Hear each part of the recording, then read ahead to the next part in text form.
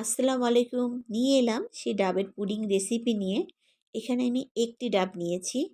আমার ১টি ডাবে ১ কাপ পানি হয়েছে। এর মধ্যে আমি ৩ টেবিল চামচ চিনি এবং ১ টেবিল চামচ আগার আগার পাউডার মিশিয়ে ২-৩ টা বলক এনে তারপর প্লেটে ঢেলে ঠান্ডা করে এইভাবে ছোট, ছোট করে কিউব করে কেটে নিয়েছি। কিউবগুলো খেতে অসাধারণ হয়েছে। আমার মেয়েরা তো এমনি খেয়ে ফেলেছে অনেকগুলো। তারপর এটাকে আমি ফ্রিজে রেখে দেব। অন্য পাত্রে আমি ১ লিটার দুধ নিয়েছি। তার সাথে আমি ১ কাপ চিনি দিয়েছি। দুধটাকে জাল করতে হবে ভালো করে। মিনিমাম ৪ ভাগের ৩ ভাগ দুধটাকে করে নিয়ে আসতে হবে। ভালো করে জাল দেবার পরে দুধটাকে ভালো করে ঠান্ডা করতে হবে। ঠান্ডা করে এর মধ্যে আমি ২ টেবিল চামচ আগার আগার পাউডার দিয়ে দুধের সাথে ভালো করে মেশাবো। দুধটা অবশ্যই ঠান্ডা করে তারপরে আগার আগার পাউডার দিতে হবে। ভালো করে মেশার পরে আমি দুধটাকে আবার চুলায় বসিয়ে দেব। চুলায় বসিয়ে দিয়ে ভালো করে জাল করে নেব।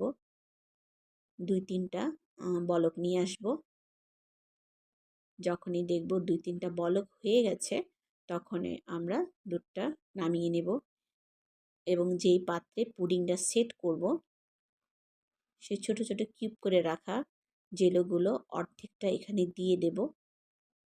দিয়ে দেবার পরে যে দুধটা জাল করেছি সেটা একটু ঠান্ডা করে তারপরে এর মধ্যে আমি ঢেলে দেব। ঢেলে দেবার পরে একটু ভালো করে নাড়াচাড়া করে দেব যেন সব জায়গায় এই কিউবগুলো থাকে এবং কিছুটা কিউব উপরে ছড়িয়ে দেব। তারপর এটাকে ঠান্ডা করতে দেব। একটু ঠান্ডা হলেই এটাকে আমরা ফ্রিজে রেখে মিনিমাম ১ ঘন্টা রাখবো। ১ ঘন্টা রাখার পরে ফ্রিজ থেকে বের করে এইভাবে ছোট, ছোট করে কেটে সার্ভ করব।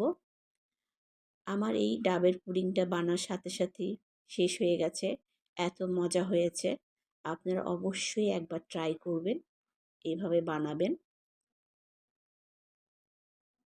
আমার এই ডাবের পুডিংটা যদি রেসিপি আপনাদের কাছে ভালো লেগে থাকে অবশ্যই আমার চ্যানেলটি সাবস্ক্রাইব করবেন, লাইক, কমেন্ট এবং শেয়ার করবেন। আজকের মতন এখানেই। আল্লাহ হাফেজ।